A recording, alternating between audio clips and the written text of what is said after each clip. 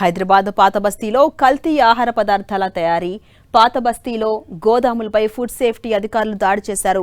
చార్మినార్లోని అనుమతి లేని fast food గోడౌన్లపై దాడి చేశారు. హైదరాబాద్ ఫుడ్ సేఫ్టీ అధికారులు కల్తీ ఆహార పదార్థాల వాటిపై ఫోకస్ చేసినటువంటి అధికారులు నిఘా పెట్టి మరీ తనిఖీలు చేశారు. Messrs all culture fast food గోడౌన్లో తనిఖీలు చేసినటువంటి అధికారులు అక్కడ 110 కిలోల ఫ్రైడ్ చికెన్ ను స్వాధీనం చేసుకున్నారు. 6 టిన్నుల వంట నూనె, కృత్రిమ రసాయనాలు, ఫుడ్ కలర్స్ ను స్వాధీనం చేసుకున్నారు. ఇక అపరిశుభ్ర వాతావరణంతో ఆహార పదార్థాల తయారు చేస్తున్నటువంటి అలాగే FSSAI లైసెన్స్ లేకుండా గోడౌన్లు, ఫాస్ట్ ఫుడ్ సెంటర్లు నిర్వహిస్తున్నటువంటి వారిపై ఏకకాలంలో తనిఖీలు చేసి పట్టుకున్నారు. నిషేధించిన కృత్రిమ ఆహార రంగులు వినియోగించినట్టుగా గుర్తించారు అధికారులు. గడువు ముగిసి ప్రమాదకరమైన వంట నూనెతో ఆహార పదార్థాలను తయారు చేస్తున్నట్టుగా గుర్తించి 2 నిర్వాహకుల్ని అదుపులోకి తీసుకున్నారు అధికారులు.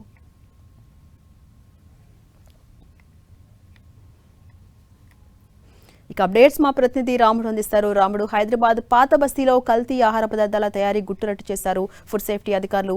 అప్డేట్స్ ఏంటి? హైదరాబాద్ నగరంలో ఎన్ని దాడులు చేసినా ఫుడ్ సేఫ్టీకి సంబంధించినటువంటి అంశంలో నిర్వాహకులు ఇంకా అదే విధమైనటువంటి వైఖరిని అనుసరిస్తున్నారు. తెలంగాణ ప్రభుత్వం అంటే కొత్తగా ఏర్పడినటువంటి ప్రభుత్వం వచ్చిన తర్వాత రేవంత్ రెడ్డి ప్రత్యేకంగా ఈ అంశం పైన ఫోకస్ చేసి ఫుడ్ సేఫ్టీ అధికారులను ప్రత్యేకంగా పనిచేయాలని ఆదేశాలు జారీ చేశారు. ఆ తర్వాత హైదరాబాద్ నగరంలో ప్రత్యేకంగా Hyderabad food adulteration surveillance team ఒకటి పోలీసుల ఆధ్వర్యంలో నడుస్తుంది. వాళ్ళు అదేవిధంగా హైదరాబాద్ కు సంబంధించినటువంటి ఫుడ్ సేఫ్టీ ఆఫీసర్లు సంయుక్తంగా దాడులు చేస్తూ ఆయా ప్రాంతాల్లో వెలుగు చూస్తున్నటువంటి అక్రమాలపైన వాటన్నింటిని కూడా వెలికి తీసేటువంటి ప్రయత్నం చేస్తున్నారు. అవసరమైనటువంటి చర్యలు తీసుకుంటున్నారు. నిన్న మనం చూస్తే all Akbar fast food centre and godown ఏదైతే ఉంటుందో ఆ దగ్గర జరిగినటువంటి అక్రమాలు ఏవైతే జరుగుతున్నాయో ఫుడ్ తయారీలోనూ అదేవిధంగా నిబంధనలకు విరుద్ధంగా వాళ్ళు ఫుడ్ తయారు చేసేటువంటి అంశాలపైన మొత్తం చార్మినార్, హుస్సేని అల్లం పోలీస్ స్టేషన్ పరిధిలో ఈ గోడౌన్స్ ఉన్నాయి.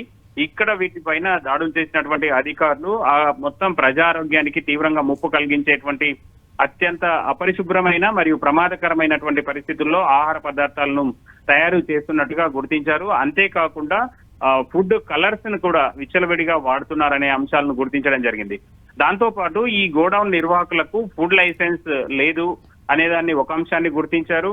దాంతో పాటు కలర్స్ ఉపయోగించడం గుర్తించారు. పాడైపోయినటువంటి వంట నూనెను అంటే ప్రధానంగా వంట నూనెలు ఒకసారి మాత్రమే వాడాలి, కానీ మళ్ళీ అదే వాడుతున్నటువంటి పరిస్థితి ఉంది. అలాంటి అంశాన్ని గుర్తించారు. దాంతో పాటు ఆ వాటర్ ఎనలైజ్ రిపోర్ట్స్ లేవు, అవి కూడా సరైనటువంటి పద్ధతుల్లో లేవు అనేటువంటి అంశాలను గుర్తించారు.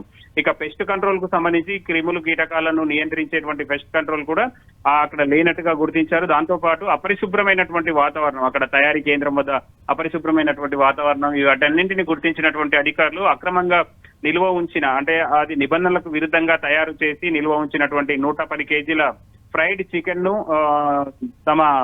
దాన్ని స్వాధీనం చేసుకోవడం జరిగింది. అంతేకాకుండా 6 టన్నుల వంట నూనెను అంటే ఇవి మళ్ళీ యూజ్ చేసినటువంటి నూనెగా అధికారులు చెప్తున్నారు. దాంతో పాటు కృత్రిమ ఆహారపు కలర్స్ ఏవైతే ఆహారంలో యూజ్ చేసేటువంటి కలర్స్ ఉంటాయో వాటిని కూడా స్వాధీనం చేసుకోవడం జరిగింది. దాంతో పాటు 2 సిబ్బందిని అక్కడ పనిచేసేటువంటి దానికి బాధ్యులైనటువంటి 2ని అదుపులోకి తీసుకొని పోలీసులకు అప్పచెప్పడం జరిగింది. మొత్తం ఇలాంటి వాటి వల్ల ఫుడ్ పాయిజనింగ్ అయ్యేటువంటి అవకాశం ఉంది. ప్రధానంగా పిల్లలు, పెద్దలు, లేదంటే వృద్ధులు, దాంతో పాటు కొంత ఆరోగ్య సమస్యలు ఉండేటువంటి వాళ్ళు ఇలాంటి ఫుడ్ తిన్నప్పుడు మరింత అనారోగ్యాలకు గురయ్యేటువంటి అవకాశం ఉంటుంది. కాబట్టి ఇలాంటి వాటి విషయంలో కొంత జాగ్రత్తగా ఉండాలనేది కూడా ఫుడ్ సేఫ్టీ అధికారులు సూచిస్తున్నటువంటి పరిస్థితి ఉంది. భవిష్యత్తులో ఏదైనా ఈ విధమైనటువంటి అంశాలను గుర్తిస్తే మాత్రం తమకు తెలియజేయాలంటూ కూడా వాళ్ళు చెప్తున్నారు.